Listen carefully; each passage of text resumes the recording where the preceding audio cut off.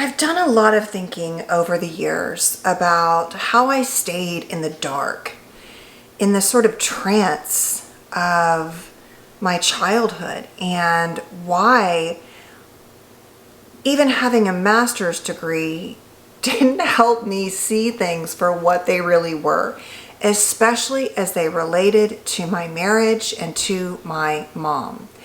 Many of you know I lost my dad at 23, and so that's a very complicated topic. And by the way, I am working on the fatherless video, being fatherless, but there's a bunch of stuff with that, and I want to take my time because I have personal stuff there, as many of you probably can guess, and I also have a lot of ideas I want to share, so I promise you I'm going to be doing that.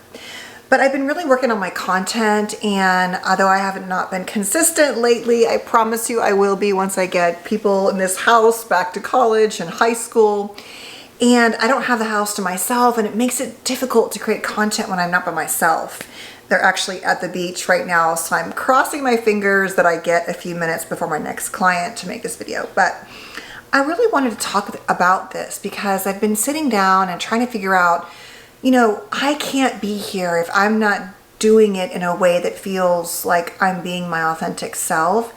And it's taking me a long time to become more and more comfortable here. And so that's going to be a work in progress, but it's really important to me that I know what my why is for why I'm showing up here. And I can get lost and, oh, you're not following analytics and this and that. But the thing is, I always want to come back to why I started, which was that I wish that there had been, and I had seen it, someone to mirror back to me and explain to me and help encourage me and understand sort of the trauma that I was reenacting my entire adult life, literally, like I'm saying, walking around in a trance, like not knowing that's what I was doing. So this video is sort of impromptu in the fact that I'm making it quickly, but not impromptu in the way I've thought about it.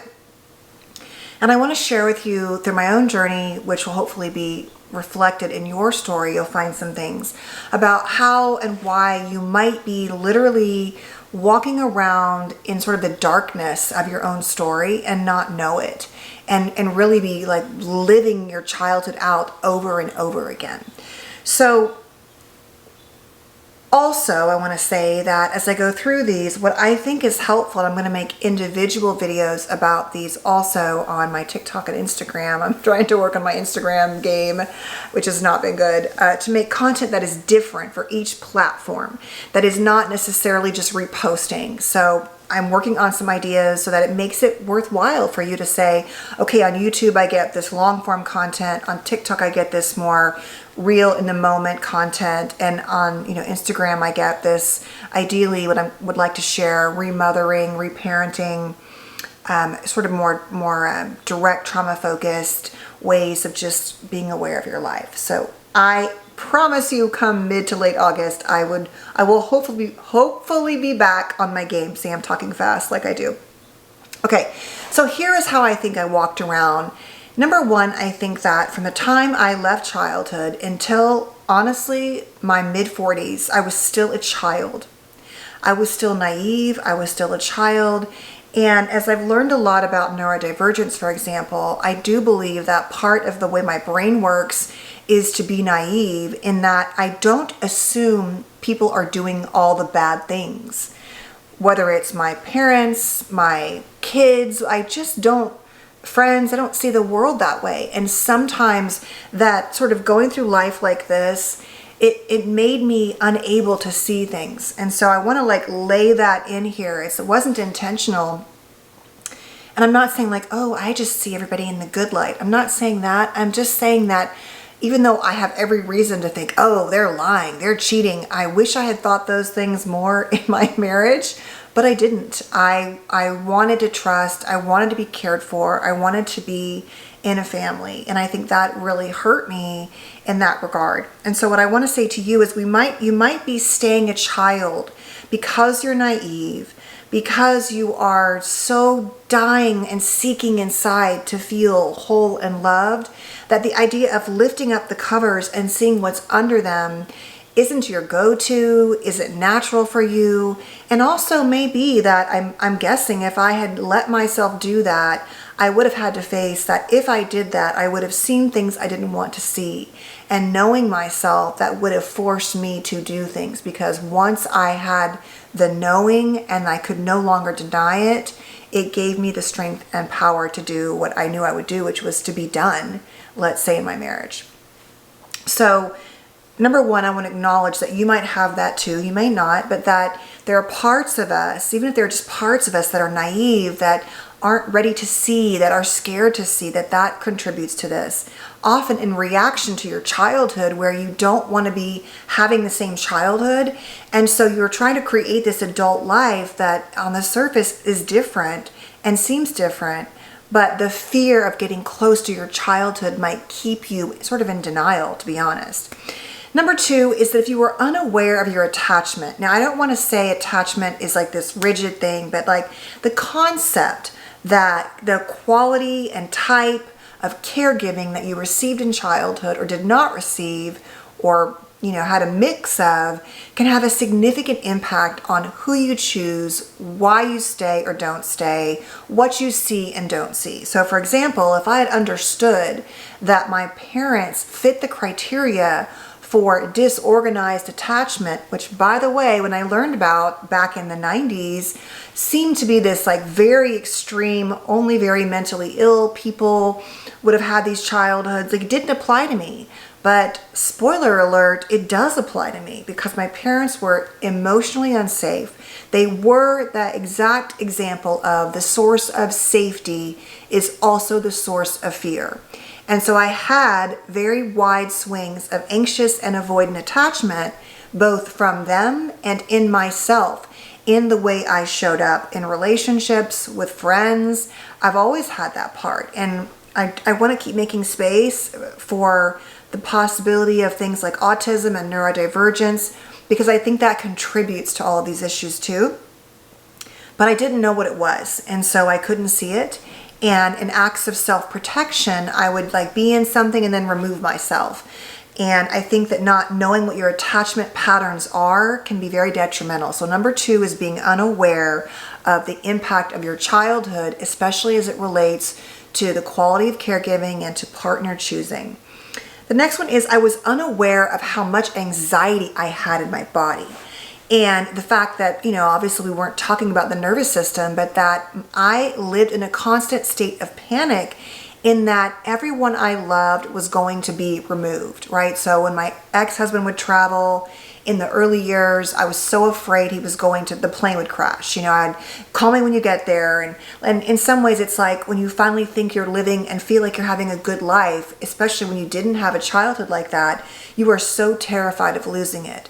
But my anxiety, not only of like loss and fear, was also about not being in control and not, being perfect and doing things right and getting into trouble, all of which went back to that childhood and caregivers who were truly eggshell parents who forced me to become an expert in being hypervigilant. So that hypervigilance played out in my body and in my relationships. It was everywhere.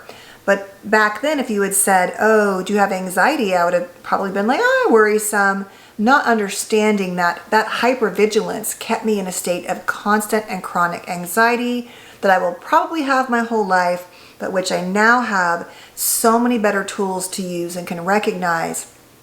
But not knowing how that trauma of your childhood lives in your nervous system and your body can be so impactful once you understand it. The next thing is I stayed in the trauma bond with my mother up until I was almost 50 years old. And it was a trauma bond. And because it was the only love I ever knew, that's what I just thought. I knew it was a little crazy and that she could be hurtful sometimes, and then she could be so great and so helpful, but I stayed stuck in that. And I had this like desperate need to be close to her and yet did not want to be. But my point is I stayed in a trauma bond. And so if you are in a trauma bond with a partner, a parent, whatever, even one of your adult children, whatever it is, it makes it really hard to step outside yourself and know what's really happening in your life and to fully see it, because all you're doing is reacting and trying to manage the trauma bond. The next thing is I sought out a partner. Now, I did not know this, that all I wanted was to be taken care of. And I mean this in every sense of the word. Financially, emotionally, physically. What I was seeking was what I did not have in childhood, which is what most of us are doing. And it was so much so that for once, I mistook the things that felt like care for things that were really about control, or things that were actually more narcissistic, but they felt more strong and more stable and more confident, as opposed to the like eggshell chaos. So for example, we didn't have a lot of like yelling and screaming in that situation for the most part, really until the end of many years, going on I guess year 12 when we split. But the point was that I was seeking a partner to sort of to be that source of healing, which we all are, but I did not know that. And if I had known that, I'm allowed to seek a partner to want to take care of me, that I also want to take care of them too, but that there were these roots in the trauma of it that would make me blind to seeing things. I think that would have helped to have understood. Because also when I did do therapy during my marriage in those years, when I finally went back to therapy, it was really about my mom. And then when I got divorced, I didn't want to spend money that way, which was frankly a huge mistake.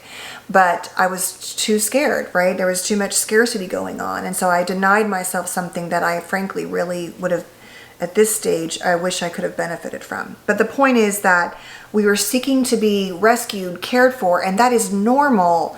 But when you don't understand why or how, it can really make it, like I said in the beginning, unlikely for you to even want to see the parts that are not working, the parts that are really reenacting your childhood, let's say in your marriage. And so along those lines, I chose a partner who had quite unhealthy tendencies for me. And so it was never going to last, but I did not know that. And so while I've tried to be really respectful and mindful, and I will continue to do so for my kids, there was a significant event in my marriage. And it was, at the time, it was not about infidelity, though I think that was potentially an issue later that I didn't see in that being so naive. But the point was, something happened, and I probably will talk about it maybe in a book or something someday, but it was so significant, so traumatic, and it turned the course of the marriage upside down. And then it became impossible for me to go back and not see what I had seen because there was so much trauma. The next thing is that because I was wired to be a pleaser and a caretaker, I thought I was being a good partner by being like a selfless mother, a selfless partner, not, being angry, trying to stuff all my feelings and being appropriate and asking for change. And many of you know that if you are with a partner who has, at a minimum, tendencies or traits of narcissism, covert or otherwise, they might tell you, oh, I hear you, I'm going to change, but the change never comes. And so because I was such a pleaser and compulsive caretaker, and I had already had my master's degree in psychology as a marriage and family therapist, my being appropriate meant that I never really fully was willing to put my foot down because I always wanted to do it right, or I would justify and minimize my own feelings, let alone the things that I knew deep inside were not acceptable, were not okay, until I couldn't anymore. The next thing was I kept my mom in my life. So we were in the trauma bond and she served a role. We can have other people like our parents, our friends, that can supplement the wounds of our relationships. And so I had the toxicity with her, I had the things in my marriage, I had lots of kids and moving and redoing homes and just constant distractions. And so that kept me in it. So distractions and other people can serve to prop up and make you feel like the things you feel aren't as bad as you think they are, right? Because there's in space or you're getting enough needs met, things like that. And that goes along with what I put in my notes, like always be kind. It was like I never wanted to be my eggshell parents. And so I went above and beyond to be good, to be kind. And I'm not saying I always was, of course, but it was not acceptable in my mind to throw a fit and put my foot down and not be kind. And that meant that I actually took too much and did not set the right kinds of boundaries for myself.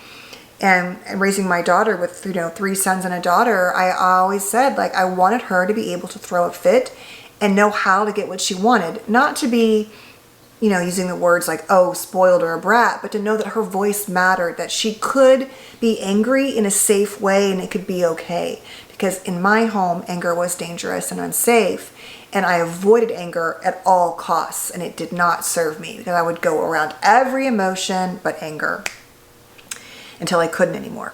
The next thing was, you can often lose your power and identity in your relationships. And so because I wanted to be the best mommy and the caretaker and the homemaker and the food maker, I lost Kim. And I tell clients this all the time. I knew who I was as a mother. I sort of knew who I was as a wife, but I did not know who I was as Kim. And I do think that for us, those of us who stay home, no matter how you identify, you have to kind of set identity to the side in part, because in being home every day, it's hard to hold on to that part of yourself. So trying to do other things would have been good for me, whether it was like a reading group or, therapy or whatever, but it takes so much to be a hands-on parent. And I was the primary parent at all times, because he traveled a lot, because he wasn't really there, every day, gone 12 hours plus. It was just too much. So giving myself some grace that I really didn't have, especially with my kids being so young, there wasn't a lot of space for that. But what I'm saying for you is that losing your identity, if you have childhood trauma, makes it really easy to get stuck in that loop of reenacting the only roles that you knew, which are survival roles in childhood. And they often don't align with your empowered, growing, developing sense of self. So they kind of serve each other in that way. I was a perfectionist. I normalized self-blame in my mind. I normalized, being highly critical of myself. I used that don't make mistakes lens to keep myself in line, to be good, to be perfect, to be kind. And it didn't serve the parts of me that should have said, this is not okay. Or you're allowed to be mad about this. You're allowed to get angry about this, right? It was like, just make everything perfect, look perfect, be perfect, act perfect, blame yourself. You take the hit on everything and it will all be okay. And I justified so many things that I didn't want to see, that I thought were okay. And some I just didn't know better. Everybody that I knew that made a good living worked a lot of hours. So for example, I justified, yes, he works, but then I looked around at my friends whose husbands were making even more and they were still home more. So it's like, in my mind, I had a mom who worked a lot in childhood. I knew that it took a lot of hard work and effort to do well, so I wasn't demanding that. The problem was I wasn't demanding much at all, because why? I didn't believe I deserved it. That's just the truth, deep inside. I would have told you I thought that, but my actions didn't reflect that. So I held in a lot of resentment, right? A lot of anger got suppressed and stuffed, a lot of feelings, a lot of sadness, a lot of wounding. And so then I distracted myself to avoid those feelings. Like I'm saying, with having a child, we would relocate, find a house, redo the house, have a kid. I mean, it just went on and on and on. And that kept me from really seeing what was going on. So look at how you might be using distractions, like I said earlier. And they're real life things. You can't say your spouse loses a job and you have to relocate as an intentional distraction. But if it happens again and again and again, it does become a distraction. I never considered that the sadness I felt when we were engaged, the sort of low-grade depression, had anything to do with my marriage. I would have told you it was, oh, he works too much, oh, I'm tired, oh, whatever. I had no idea back then that I had autoimmune disease. But the point is that I found so many ways to never let myself consider that maybe the source that was my role and his role together were what was happening and causing so much difficulty for me. Why I was deeply unhappy, but didn't know it, and would have, like I said, once again, denied it because I didn't even know it in myself. Only now I can look back and be like, oh yeah, that was really a part of what was being reflected in how you were acting, how you were feeling, but you weren't letting yourself see it. So I had learned from my childhood, as most of you have, to justify bad behavior, because mommy loves me, but she yells at me. Daddy rages at me, but he still loves me, right? We have been indoctrinated to accept bad behavior and to always believe the source of it is ourselves. So all of this goes back to me not being able to see signs, to blaming myself, to, criticizing myself, to being afraid, I think, deep inside of what it would mean. And this video is going to go longer than I wanted to. And so the point was, all of that kept me in this cycle until this moment, literal moment in our marriage when everything flipped upside down. And that is when the fantasy began to unravel and I began to see what was going on. But the point is that I should make this into 2 videos. It's going to go too long because I want to talk about what I have done and what I think you can do to help work through this. But the fact that all those things were keeping me in this trance. The childhood little self, the little self I had developed to survive, had grown up, and she was walking around her adult life living the same way, except she thought it was different because nobody was screaming and yelling. She seemed to have independence and autonomy. She had her own lovely home. She could make her own decisions. But the emotional parts, the relational parts of my life, even though they looked different on the outside, they were just the same. I was lonely. I felt, and literally lonely, like physically lonely, emotionally lonely. I felt unseen and unheard. I was justifying things that were not justifiable. In my fear of losing finally what I thought was caretaking, I exhausted myself, depleted myself, and didn't let myself, like I said in the beginning, look under the covers because that was too scary. And so if you found yourself doing all these things, oftentimes what you're doing is you're just living a different version of your child's life in your adult life. And it can be a deep reason why you are so unhappy, but on the surface it seems like I have no reason to be, right? I checked the boxes, had a beautiful home, beautiful children, they were relatively healthy. My daughter was sick a lot, but she wasn't, living in hospitals every day with a devastating disease or illness. I had all the things. And deep inside, I was really just another traumatized child, really acting out her trauma in every relationship, including the one with myself. I think with my kids, it was the only place as a mommy I was showing up differently and really intentional about that, whether it was reading parenting books or trying to respond in certain ways or not yell and scream. That relationship, I feel like, wasn't so reenacting of trauma, but every other part of my life was. And so I just wanted to share that because once I ended my marriage, for example, that forced me to snap out of the trance. I could not stay on that hamster wheel of the trauma because it required me to let go of all of the things I thought were rescuing me from the trauma of childhood. They were just reenactments. And they really were. It was like being in a darkness, being blind, being in a trance where I couldn't see it. And then as I began, to heal, I couldn't unsee it. And I'm still thinking of things I didn't see all these years later. And then of course there was trauma in being a single mother with 4 young children and basically full custody. But all of that has helped me get to where I can be here now. And that's why I'm here now, because there's so much I want to share with you. And you can take this hopefully and apply it in your own sense in life. To help you understand that oftentimes we just can't see things until, something changes, and that we're doing our best. We really are. But until we start to become aware of all of these things, it's really hard to begin to change because, like I'm saying, I would have thought things were good enough. They weren't. But it took a life event to show me that they couldn't even be the same anymore. They couldn't even be lived that way anymore. I couldn't show up that way anymore, even if I tried. I couldn't keep masking the broken child. That's really it, the wounded child. I had learned to mask, and not only, speaking of neurodivergence, but we learn to mask every part of that child. But if we are not working on our healing and understanding, we're just masking the pain and showing up like a costume of this adult healed version that we can get to. I don't believe we can be fully healed. Like, oh, your trauma's over, you're never going to feel that again. That everyone's saying that to you, they're selling you something.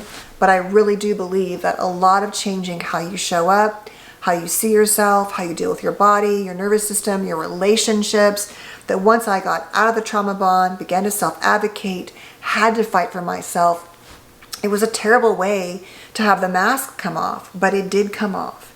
And so anyway, I wanted to share that because I think that it's important for you to know that, you know, you're not alone. And that if you're like, oh my God, I'm the mask is fully on right now, that's okay. It's one step at a time. You don't want to rip it all off either, because that can be catastrophic in terms of how you deal with it and the impacts on your life. But to little by little begin to see and to heal is incredibly powerful. And for me, honestly, what I do believe is that the source of all of this came from the survival things and requirements I needed to survive my childhood. And I think that's true for most of us. And that includes the beautiful parts, the strong parts, the fierce, independent parts. But it would have been nice to have known, you know, ideally I could never have known all of these things, of course. But had I known, and maybe if you know, they'll give you some spaces in which you can become, you know, aware, seek support, seek treatment, whatever it is that you might need, make changes in your life, whatever those look like. So I'll make a part 2. We'll talk about what it takes to heal these things, and I will be back soon. I'm going to Taylor Swift tomorrow. I'm so excited. I can't wait. So anyway, I will love to, you know, I'll probably talk about that, maybe not, but either way, have a good day. I'm sorry, I'm just rambling right now, but have a good day, stay safe, and I will see you soon. I promise. The fatherless video and the healing video will be coming soon. Okay, take care.